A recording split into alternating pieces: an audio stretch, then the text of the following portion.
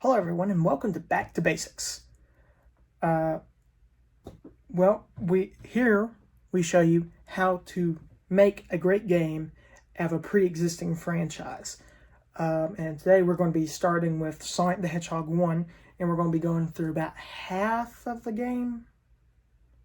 And then we're going to have another part soon. But the first thing we need to do is go through level by level. It's very important that we do that, because otherwise, like, why are we even doing this? You know? So, all right. Let's check it out.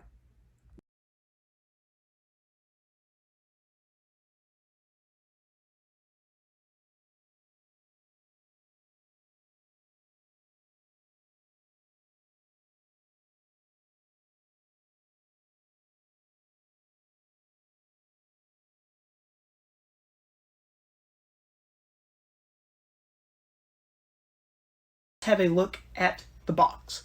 The box shows everything you need to know about Sonic. He's cool, and he's got an attitude.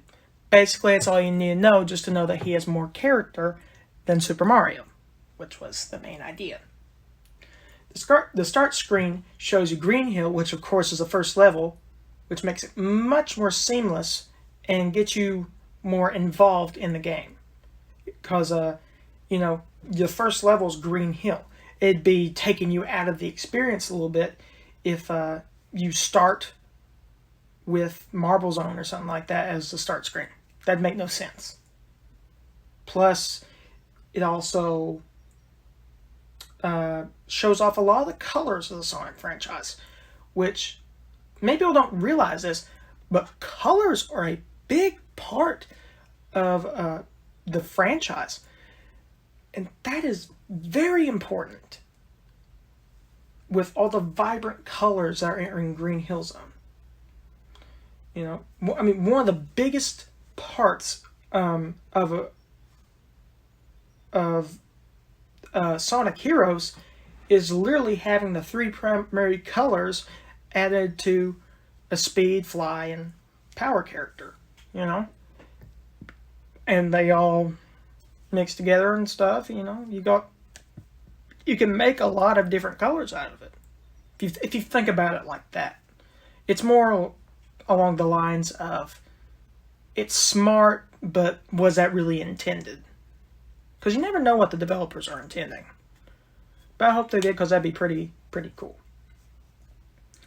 Okay. Green Hill shows you exactly how the game works in a few simple ways. The first thing is badnik placement, or the Motobug placement in the first level. It's very well thought out. You're given 3 rings to start out, right before the Motobug comes and attacks you. You're given 3 rings that you can get back if the Motobug hits you. They also show you how to progress through the 3 routes that almost every single level has. The top, the middle, and the bottom. The top route is for skilled players. The middle path is for average players, but it is, however, the fastest, so it's the one that most people take, because you have to platform and jump and stuff like that. But there's more rewards that way. There's basically always more rewards the higher you go, because it's harder to get there. But the less skilled players go to the bottom, but it gives you more ways to get back up. It's very unlikely that you'll end up getting back to the top, because you've already missed out on your chance. So it's extremely smart to have that. Alright, now let's talk about one of the worst levels in this game, the Marble Zone. Marble Zone is one of the worst levels in this game, if not the worst. It slows down so much, it contradicts what the first level just taught you. If it was at the end of the game, I could maybe let it slide, because near the end of the game, it's supposed to get hard. And trust me, Marble Zone's hard. Hard to stomach.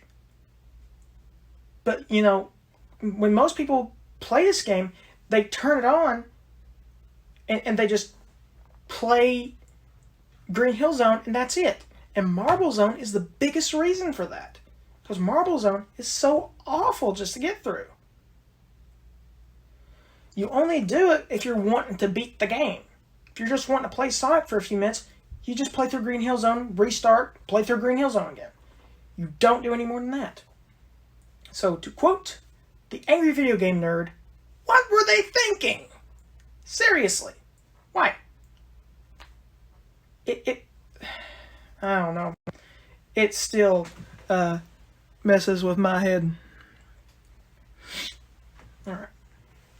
Now to a stage that actually makes sense. The Spring Yard Zone would have made a much better second zone than Marble Zone. It takes everything from Green Hill Zone and expands upon it. It gives you a lot of room to gain speed, which is extremely important to get through some of the pinball-like bumpers and obstacles. Because there's these loops that you have to go around. Or you'll get hit by spikes if you don't gauge your speed correctly. The only part I really don't like is near the end, where there is this bit where you have to slow down to get on these moving platforms, which isn't terrible in its own, but it makes the game feel sluggish, unlike later entries in the franchise. Now here's a level I have a very controversial opinion about, the Labyrinth Zone. I actually slightly enjoy this stage. Hear me out here. Like I said before, if you put the Marble Zone near the end, it might have been acceptable, which is, you know, I mean, this is at the end of the game, or nearing the end of the game. So, most fans will say this is the worst part, but during my first playthrough of the game, yeah, it was hard. But it's not near as bad as you'd think. Because I didn't have much problems with it at all, really, until Act 3 nowadays. When I was replaying this game and went through Act 3, it still was hard. Which is awful, because you don't want that.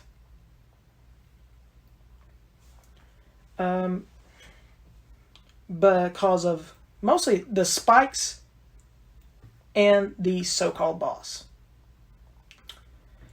Otherwise, it's just a bit more challenging because of the water. But it doesn't slow you down as much as people probably told you or you've heard from other reviewers.